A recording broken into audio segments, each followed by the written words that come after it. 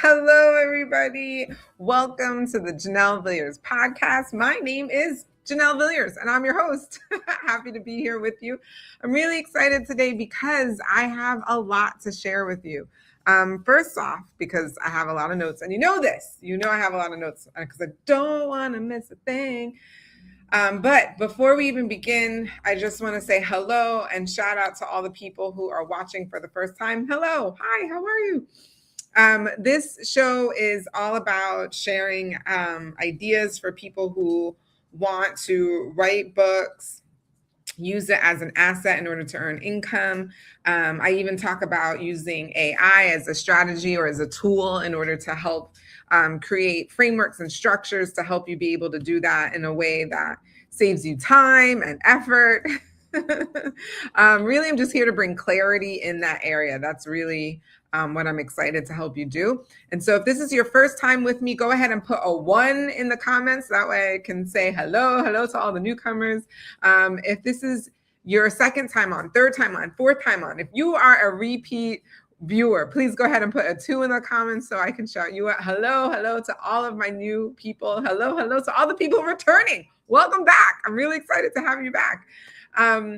And sometimes I even interview other authors because I want you to hear their story and what they experienced in their journey and their process. And then sometimes I interview people who haven't even published their book yet, but their story is so amazing. It's worth sharing and worth spreading. So welcome to the show. I'm really excited. What we're going to talk about today, I think is going to be really, really important for many people. And that is, why are you respected but not hired? This is a great question. You've probably been wondering this yourself. You're trying to figure it out. You're like, I'm not really sure. I know I can help people in a really big way, but I'm still trying to figure this out. Like, why haven't I been able to gain their respect? Why haven't I been able to gain their trust for them to want to be able to work with me? So I'm really excited to talk about this. And like I always do, if you're here for the first time, again, welcome. I've got notes because I don't want to miss a thing. So let's talk about why high-level consultants struggle with client acquisition, even with a really strong reputation. What's going on there? So many experienced people struggle with this inconsistent flow of clientele, even when they have really strong reputations. And it's not really because you're not really good at what you do. It really has to do with your structural position. So how you're positioning yourself in the marketplace. So you could have really strong referrals. You can have very high client satisfaction. And you can even have recognizable expertise. But what's happening is quarter after quarter, your revenue is fluctuating, right? You're getting money and then it's not coming in and then it's trickle and then it's a flood and then, right? It's just kind of all over the place. And so it doesn't really feel predictable, right? And that can be really frustrating, scary even, might I add. And so it's really important that you understand that reputation may not have anything to do with this. So a reputation basically is an accumulated perception over time as to who you are. And it's kind of what lives in other people's memories. And it depends on the interactions that they've had with you in the past, whether it's videos they've seen in you on YouTube, whether it's, they had a meeting with you virtual or in person. And it kind of requires ongoing relational reinforcement, to be honest. And so when you have a system behind you that actually continues to position you in the right place at the right time so that they want to work with you because they know that you have the answer for what they want, that's when things start to change, because the system functions whether you're actively networking or if you're not at the moment. And it reduces that up and down in terms of the money that you may be getting, trickle and then flood and then trickle and then flood, not really much of a flow. And so you can start to see that there's this repeatable buyer confidence that you're getting. So instead of thinking, why aren't I getting enough leads? Why aren't I getting, what's happening? Consider that the structural signals that exist that what are they? And how can they make hiring me feel certain before they even talk to me? So instead of asking, how do I generate more visibility? start thinking, how do I design predictable trust? That's the real question. And so I think what happens is that most experts, consultants, coaches, speakers, I think we're trained in delivery, but very few are trained in how to like design your authority. And I think this is really common. It's a really common gap that exists, in the marketplace. So if that was really helpful, number one, just let me know. That first point number one, put point number one. If that was really helpful, that's kind of like where I want to start us off. But now I want to take us to point number two, which is a lot of times what you typically hear in terms of advice doesn't really work. So what typically you guys are hearing, because I know I've heard it, is like, oh, you need to post more. You need to network more. You need to invest in branding. You need to run ads. Hello? Am I speaking to anyone? So this is what you do. You know that networking is going to increase your exposure, right, to potential people who you could work with. You know that posting increases this kind of like surface familiarity people see. You know that ads increase. You know all of this. Brand recognition, all of this. You know all of these things. And you also know that all of these things affect awareness of who you are. But the problem is that they don't always automatically produce structured trust, right? So someone who can see your content, they see it every week and still not really understand what your methodology is. They still don't understand how you can figure out what their problem is and how you can diagnose this. They still don't even understand like how deep into strategy that you can get in order to help them, right? And so instead of thinking, if more people see me, more will hire me, maybe instead you should think like, if the right people deeply understand my framework, more will actually trust me. Is that hitting some people, right? So one of the things you might be thinking is like, oh, my problem is reach. But maybe you should be thinking instead, my problem may be unstructured thinking. Maybe it just feels like all over the place, right? So what I want you to do is I want you to define trust at scale. And so what that means is you want to make sure that people understand your reasoning. You want people to see your framework and that like you can actually document how you do things and why you think the way that you do. And this becomes your intellectual property essentially. And it's your intellectual property goes deep, right? People can look it over, they understand it. And so buyers or your potential clients can actually evaluate you without needing access to you, right? Because they're able to have that. All right. So this is like this new way of thinking. Anybody out there, this is relatable. Point number two, is that relatable? Go ahead and put point number two in the comments if that was something that was relatable to you. Hi, Lee. Hi. Thanks for being on. All right. So point number three is I want you to think about elevating your strategy, well, at least your authority in the strategy space, right? And you actually have to like build that. So what authority architecture is this I would say it's more intentional. It's like this intentional design of how your expertise is structured, how you document the things that you do, the way that you think and how you perceive things. And so it makes the way that you think becomes like portable, like people can take that and move that around. And it makes your value something that they can really like look at and be like, yeah, this is something that I actually need. It makes your methodology even more specifically repeatable. And that's something that I think people are really looking for, especially if you're really helping people solve their problems. And so what you're looking to do is you're looking to break it down specifically by showing them the clear problem that they have and like define it. Like here's the clear problem. And then you name the framework with which you solve the problem. You ask very like specific questions that help you like diagnose like how to handle the problem, how to handle the situation, what's going on. And then you define the pathway with which you're going to help people transform, right? Help them get from where they're like really not feeling good about, to where they're like, awesome, this is what I was looking to be, this is what I was looking to do, this is my goal, and now I'm here now, right? And then you document that philosophy, that way that you're thinking, the way in which you get people there, right? If you document all of that.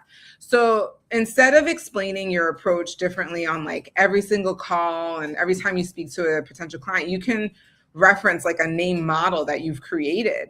And so you basically are defining the framework that you use from the very beginning.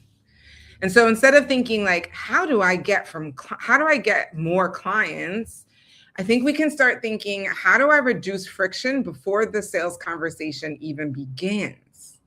So instead of focusing on persuasion and that kind of thing, because I know I hate that. And I know that if you're like me, you probably hate that too. So you want to focus on education before you even have the call. Does that make sense, right? If you're out there and point number 3 really resonates with you, go ahead and put a 3 in the comments so that I know. That one for me is a big one that actually makes it's huge for me. All right, so now I'm gonna go ahead and go on to point number 4.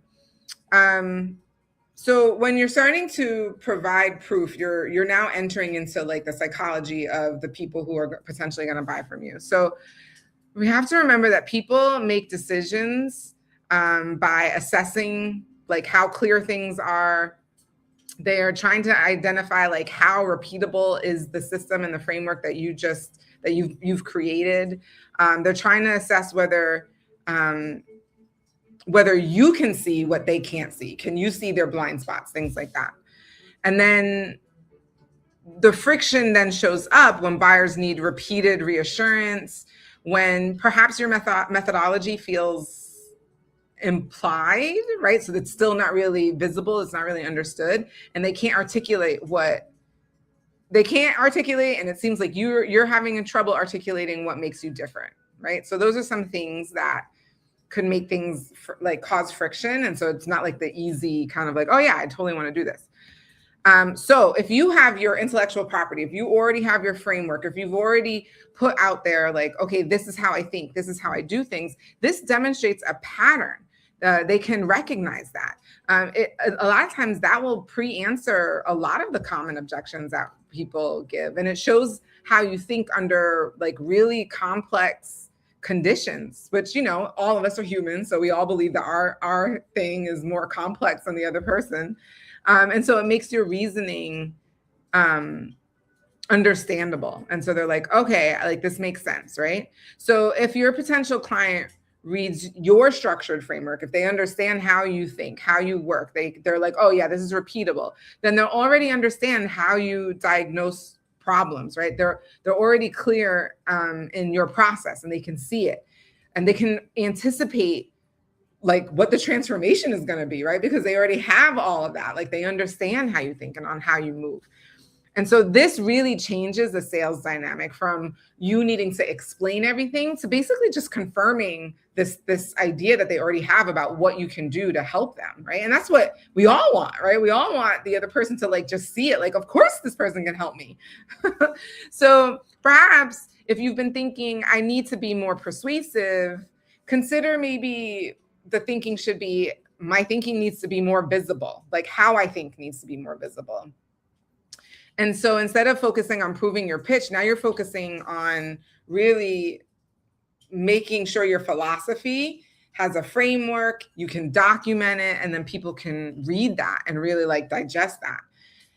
And so this is where a book becomes a strategic asset, because a strategically written book, it kind of codifies your intellectual framework. And so what that means is like, it takes your framework and how you think, and it spells it out. Like people can read it, they understand it. It's something that can be repeated, right? They can see that you've documented how you go about figuring out problems. It clarifies your transformation philosophy, how you can get people from this place that they really don't feel like being, this place that like, they're like, oh, I want to get to the other side. I want to like, reach my goal. They can actually see that now. They see the path of how to get to the transformation, how they get to what they want, essentially. And it establishes you as the one defining the categories. So why does this even matter? So if you document the way that you think, it becomes referenceable. People can go back to it. They can freaking quote you, for goodness sake, right? Even when you're not in the room, people can start quoting you, and it becomes something that people can bring with them into different rooms, into different spaces. And so that kind of goes from respect to trust. Right now, people are trusting you in rooms that you're not even in. And so the readers who disagree with your philosophy, they can select themselves out. So you know, like, okay, this isn't somebody I would work with anyway. The readers who read your book are people who resonate. They resonate and arrive to any conversation with you like aligned with where you are and what you want to do and how you can help them. And the conversation begins at this higher level of sophistication because they already understand like how you think and they're excited to work with you. So I would recommend, honestly, instead of spending 30 minutes explaining your philosophy on calls, ask yourself, instead you can ask them like, well, have you read chapter 3 yet? Because like in chapter 3, I talked about, right? So then you're not really convincing why your approach works. They already understand it. And they already understand the logic behind it, right? And again, so now you're entering the conversation at just like a different place. And so if you've been thinking a book will help me get exposure, perhaps the reframe in which you should be thinking about your book is that a book can function as acquisition infrastructure. And actually create the system that you want to like help get the people who are aligned with you. You know, a lot of times people wonder like, hey, is my book going to increase my visibility? But what I think people should really be asking is, will this increase my certainty? Will people be like, oh yeah, like they're like 10 toes deep down believing in their philosophy and how they break things down and how they're going to like figure out my problem and then get me to my solution.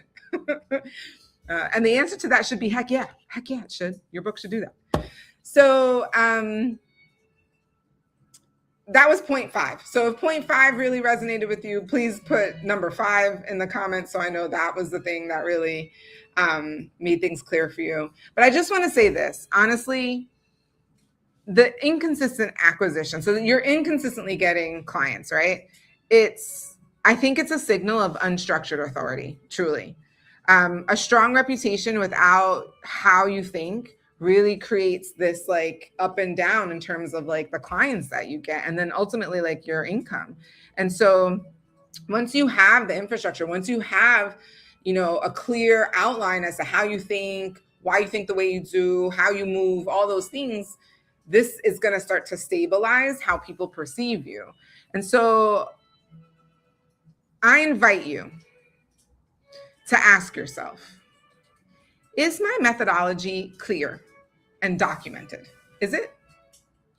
I invite yourself to ask, can a buyer understand my framework without a call? Does my intellectual property, does the way that I think, does it reduce the persuasion effort? And if the answer is no, consider the fact that you probably need to write a book to help with that. If you want to acquire more clients who are aligned with you, it really doesn't depend on your personality. It doesn't begin with designing authority deliberately or any of that. It really begins with documenting how you think. It really does begin with that. How you think. It begins with naming your framework, with showing people like how you do things and really like structuring just how you think. That's really what it comes down to. And you don't need to rush this, but if you want predictability, you will eventually need structure around that. And a book, honestly, guys, is the best way that I've seen people be able to bring that to other people in the most effective way. All right, so that is my message for today. That's what I've got for you. So if you found this helpful, if you want to rewind it and go back to a point that you're like, oh man, that point, I think I really need to like understand that more. Go back, rewind this again. If this was valuable for you, go ahead and put a V in the comments so I know this was valuable for you. V, thank you. V. If you're watching the replay, put an R in the comments. That way I know you're watching the replay. I love to say hello to all the people on the replay. If you have questions about this, if you're like, Janelle, we need to talk more because a lot of this resonated with me and I really want to like work on this and improve on my structure and like how to get this out there, please let me know in the comments. Would love to reach out and talk to folks. And I'll be coming with more of this information. I really hope that you guys find this helpful. I will be back next week at the same place, same time. Have a wonderful night, everybody. Take care. Bye.